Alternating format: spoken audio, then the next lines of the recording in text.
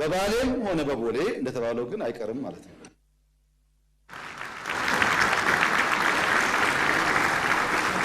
ኢትዮጵያን ማንም አቁማት አያውቅም፣ ማንምም አያቆማትም።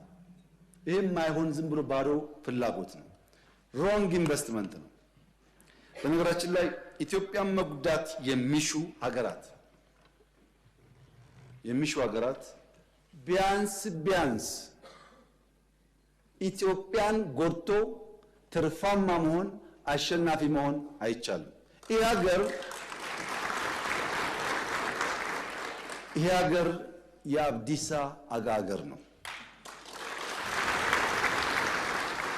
አብዲሳ አጋ በሰው ምድር ታስሮ ሳለ የሀገሩ ወረራ ከሀገሩ አርበኞች ጋር መታገል ሲያቅተው እዛው ሀገራቸው ውስጥ ሆኖ ሰላም እንደነሳቸው ኢትዮጵያውያን ስንነካ ስንጠቃ በምድራችን ብቻ ሳይሆን በእኛ በሚባለው ምድር ችግር ፈጣሪዎች መሆናችን አይቀሬ ነው።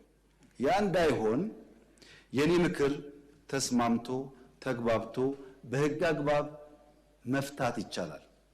ህዳሴም ምንም ችግር እንደምታዩት ውሃ እየፈሰነ ወደ ሱዳን ይቀጥላል። እኛ ወደ ሱዳን የሚሄደውን ውሃ የማቆም ፍላጎትም የለንም፣ አናረግም፣ አንፈልግም። ሱዳን ወንድሞቻችን ይገባቸዋል፣ የሚገባቸውን ሼር ይውሰዱ። ሌሎችም እንደዚሁ ለኛ የሚገባንን በሆነ ምክንያት ዛሬ መከልከል ቢታሰብ በቀጣይነት ማስቀረት ስለማይቻል ወደማያስፈልግ ነገር ሳይገባ በሰላም በድርድር መጨረስ ተገቢ ነው ብዬ አምናለሁ። ዓለም እንዴት ያምናል? እስካሁን ከቀኝ ከግራ ከፊት ከታች ብዙዎቹን አናግሬያለሁ። በአንዳፍ ይገባቸዋል፣ ተገቢ ጥያቄ ነው። ነገር ግን በጦርነት መሆን የለበትም። እንወያይ፣ እንምከር፣ ጊዜ ስጡን ብለዋል ወዳጆቻችን። እኛም ጊዜ ውሰዱ፣ ተወያዩ። ለጊዜው የሞት የሽረት ጉዳይ አይደለም። ጥያቄው አግባብ ነው። እንታገሳለን።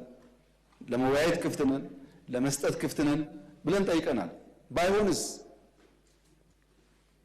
እንግዲህ ባይሆን ልጆቻችን መጠየቅ ነው መልሱን። ልክ ቅድም ሰው ተወልዶ አድጎ አርጅቶ ሞቶ እንዳልኳችሁ ነው። አይሆንም። ኢትዮጵያ ያሰበችውን ብልጽግና ማረጋገጥ አትችልም። 130 ሚሊዮን ህዝብ የሁሉ ጎረቤት ዕዳ ነው የሚሆነው ራሱ መለወጥ ካልቻለ። ሀብታም ከሆነስ መሸከም ይችላል። ለዛ በትብብር መስራት የሚያስፈልግ ይመስለኛል።